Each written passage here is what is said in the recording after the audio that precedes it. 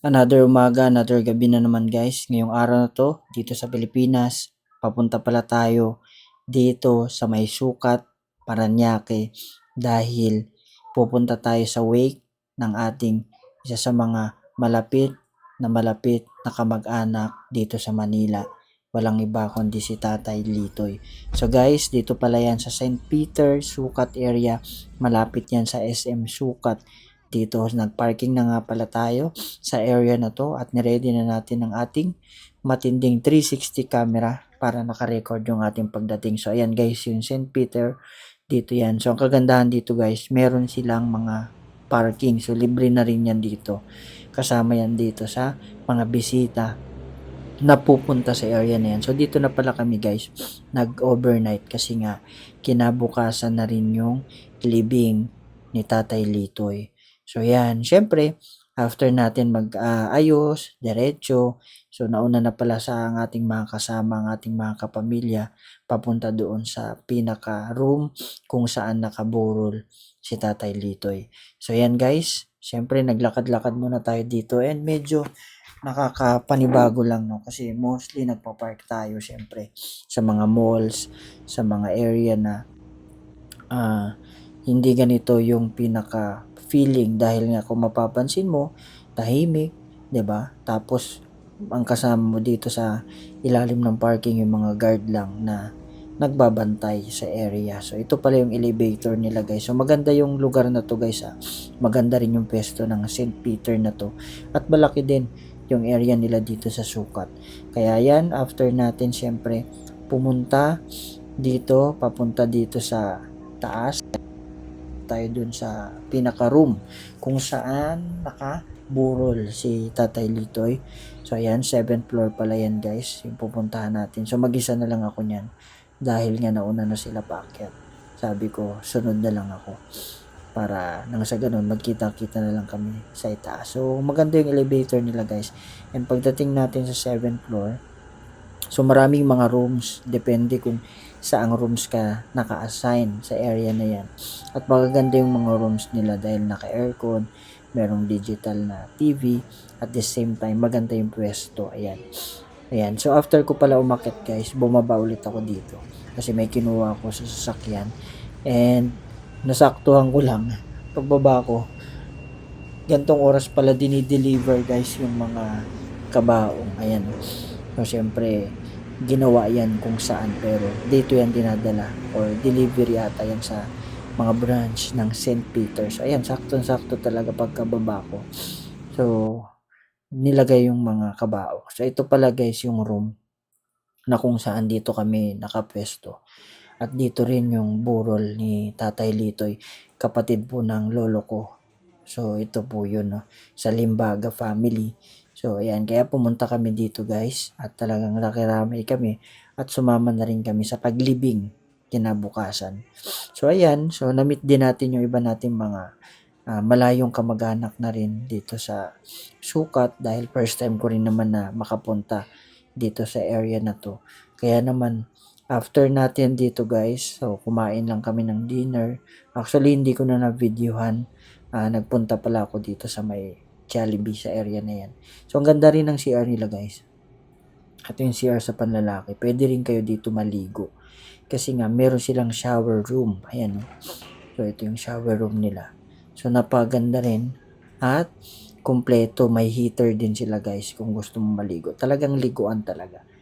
'Di ba? So yan para siguro yan sa mga bisita, sa mga guests na gusto maligo. Kasi syempre yung iba dito na natutulog sa mga rooms na kung saan sila naka-assign. So ayan guys, after nyan, kinabukasan na ito na yung araw ng libing.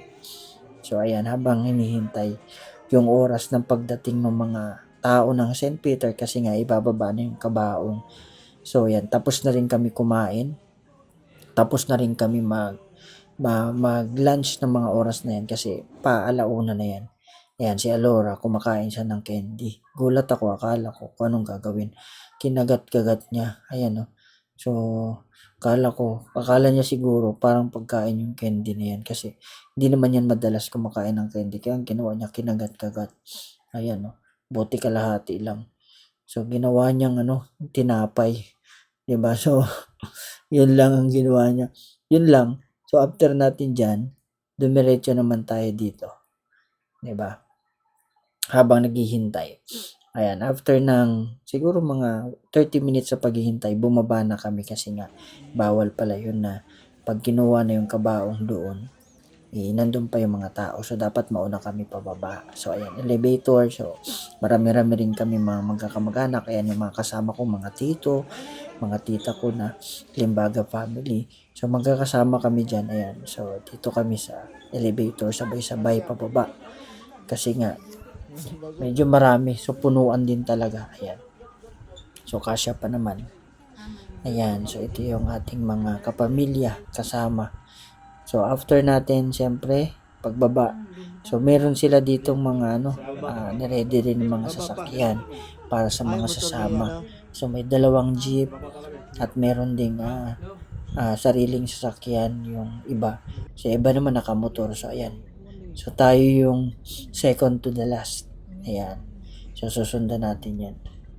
At dinikitan pala tayo dito ng St. Peter guys sa windshield sa harapan. Ayan, doon sa may libingan mismo. So, ayan.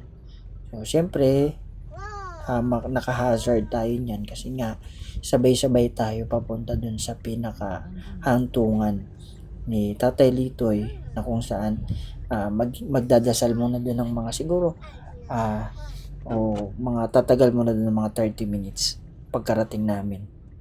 Malapit lang naman guys yung area ng lilibingan kasi wala pang 30 minutes nakarating na rin kami doon sa parang tawag dito guys, sementeryo.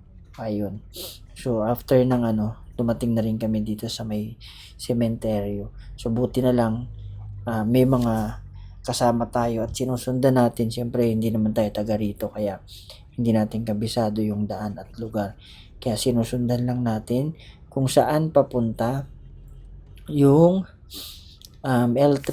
Nakasama rin natin dito sa papuntang sementeryo. So mabilis lang guys yung mga pangyayari. So after nyan, meron tayong mga tagabantay dito guys sa ating pinarkingan. Ayan yung dalawa. Sila yung mga nagbabantay dyan. Nagkikwentuhan lang naman sila dyan. So mabilis lang din naman kasi after mga 1 hour guys, dumiretso na rin kami at pumunta muna kami doon sa bahay na tinitirhan ni Tatay Litoy.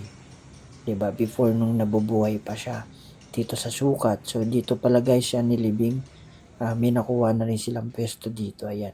So sumama din ako dito. Kasama yung mga kamag-anak namin. So ayan, nakakalungkot man isipin. Hindi ko man nakilala siya ng personal. Pero kahit papano, at least nakasama ako dito sa mga huling oras na to dahil nga isa rin ito sa mga talagang hindi ko nakilalang kamag-anak namin before.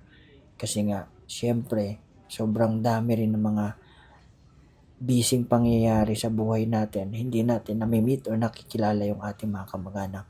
So, ayan, Limbaga family. Maraming salamat guys sa panonood. And God bless sa inyo. Keep safe always. And syempre guys, always natin isipin na ang buhay, mabilis lang. Kaya habang may buhay, may pag-asa, i-enjoy lang natin mga sandali na tayo ay nandito sa mundo kasama ang ating pamilya. So, yan lang guys. Maraming salamat.